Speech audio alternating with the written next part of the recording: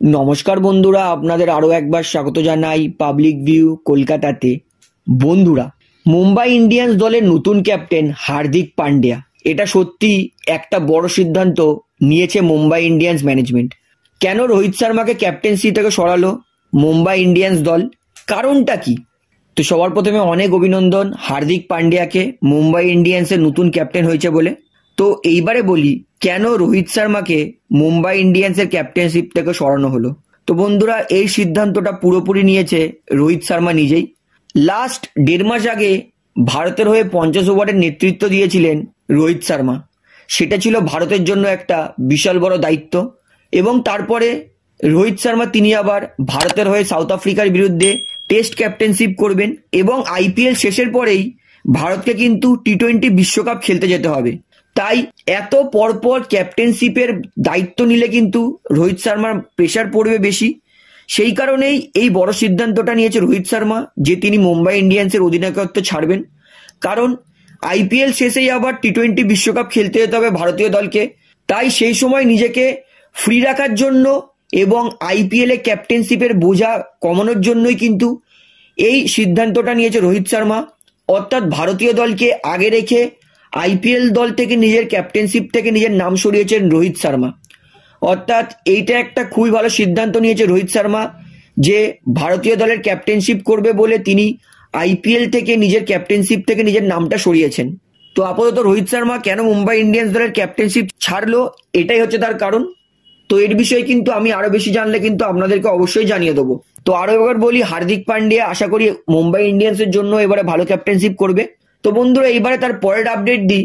এইটা হচ্ছে নীতিশ রানাকে কেকেআর দলের ক্যাপ্টেনশিপ থেকে সরানোর পরে কি বলল নীতিশ রানা।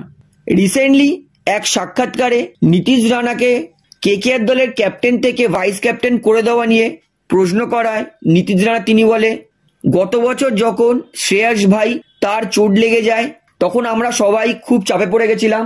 কারণ যখন শ্রেয়াস ভাইয়ের মতো এত অভিজ্ঞ এবং এত ভালো ক্রিকেটার, তার থেকেও বেশি ক্যাপ্টেন যখন চোট খেয়ে সিজন থেকে বাইরে বেরিয়ে যায়, তখন এটা সব থেকে বড় চিন্তার বিষয় হয়ে ওঠে। গত বছর কেকেআর কাকে ক্যাপ্টেনশিপ দেবে সেই নিয়ে যখন চিন্তা ভাবনা করছিল, তখন আমি নিজে ভেঙ্কি স্যার, আমাদের কোচ এবং শাহরুখ স্যারকে গিয়ে বলি আমি কেকেআর এর ক্যাপ্টেনশিপ করতে চাই। তখন আমাকে অনেক কিছু জিজ্ঞেস করেছিল, বলা হয়েছিল দল চায় না যে আমার ওপর বাড়তি চাপ দিতে। শুধু একটা জিনিস আমি বলেছিলাম, আমি চাপ নিয়ে খেলতে বেশি পছন্দ করি, এটাই জন্যই আমি ক্রিকেট খেলি। সেই জন্যই ভেঙ্কি স্যার ও শাহরুখ স্যার ও চন্দ্রকান্ত পণ্ডিত স্যার মিলে আমাকে ক্যাপ্টেনশিপ দিয়েছিল এবং আমি গর্বিত যে আমার ওপর এত বড় দায়িত্ব দেওয়া হয়েছিল। এবং এই বছর যখন শ্রেয়াস ভাই ফেরে তখন আমি জেনেই গেছিলাম যে শ্রেয়াস ভাই হবে ক্যাপ্টেন। এবং এই নিয়ে কিন্তু আমার একটু হতাশা বা কিছু নেই। আপনার দলে যখন এত অভিজ্ঞ খেলোয়াড় থাকে যে সবসময় ভারতীয় দলের সঙ্গে খেলছে, তখন সেই ক্যাপ্টেন হবে, এটা কিন্তু স্বাভাবিক ব্যাপার। তো বন্ধুরা, নীতিশ রানাকে যে ক্যাপ্টেন থেকে ভাইস ক্যাপ্টেন বানানো হয়েছে এই নিয়ে কিন্তু একটু হতাশ নয় নীতিশ রানা, বরঞ্চ তিনি কেকেআর এর এই সিদ্ধান্তটাকে সম্মান দিচ্ছেন। তো বন্ধুরা, এইবারে আপনাদেরকে জানাই কেন বলছি বিশাল বড় ধাক্কা লাগলো আরসিবি দলে। তো মুম্বাই ইন্ডিয়ান্স থেকে সদ্য 17 কোটি টাকা দিয়ে ক্যামেরন গ্রিনকে নিয়েছে রয়্যাল চ্যালেঞ্জার্স ব্যাঙ্গালোর দল। এবং ইতিমধ্যেই জানা গেছে ক্যামেরন গ্রিন তার কিন্তু শরীর প্রচন্ড খারাপ। ক্যামেরন গ্রিন তার কিডনির সমস্যা চলছে। ক্যামেরন গ্রিন নিজেই জানিয়েছে যে তার এই মুহূর্তে 60% কিডনি কাজ করছে। তবে ক্যামেরন গ্রিন তিনি কিন্তু এইটা জানাননি যে তিনি এই মুহূর্তে আইপিএল খেলবেন কি খেলবেন না। তিনি শুধু এইটুকুনি বলেছেন যে এই মুহূর্তে আমার কিডনির সমস্যা চলছে, 60% কিডনি আমার কাজ করছে। তো যদি আইপিএল এর আগে কোনো বড়সড় সার্জারি বা কোনো বড়সড় ট্রিটমেন্ট করে ক্যামেরন গ্রিন, সেক্ষেত্রে কিন্তু আইপিএল থেকে বাদ পড়ে যেতে পারে ক্যামেরন গ্রিন। তো বন্ধুরা, এইটা কিন্তু আরসিবি দলের জন্য বিশাল বড় ধাক্কা হতে পারে। কারণ সত্যি বলতে কিডনির সমস্যা খুবই খারাপ সমস্যা, আমরা সবাই জানি।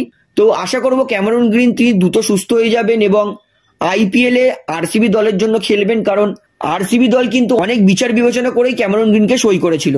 তো বন্ধুরা, এখনো কিন্তু ক্যামেরন গ্রিন আইপিএল খেলবে কি খেলবে না এই নিয়ে তিনি কিন্তু কিছু জানায়নি। তো এই বিষয়ে কিন্তু ক্যামেরন গ্রিন যদি কিছু বড় আপডেট দেয় সেটা কিন্তু আমি আপনাদেরকে অবশ্যই জানিয়ে দেবো। তাহলে বন্ধুরা আজকের এই ভিডিওটিতে আমার আপনাদেরকে এতটাই বলার ছিল। তো আশা করি ভিডিওটি আপনার ভালো লাগলো। তো ভিডিওটি ভালো লাগলে অবশ্যই লাইক করুন, কমেন্ট করুন, শেয়ার করুন এবং বন্ধুরা চ্যানেলটি যারা নতুন আছেন সবাইকে একটা অনুরোধ করবো, তারা অবশ্যই পাবলিক ভিউ কলকাতা এই চ্যানেলটিকে সাবস্ক্রাইব করে বেল আইকন প্রেস করে অল করে রাখবেন। ধন্যবাদ।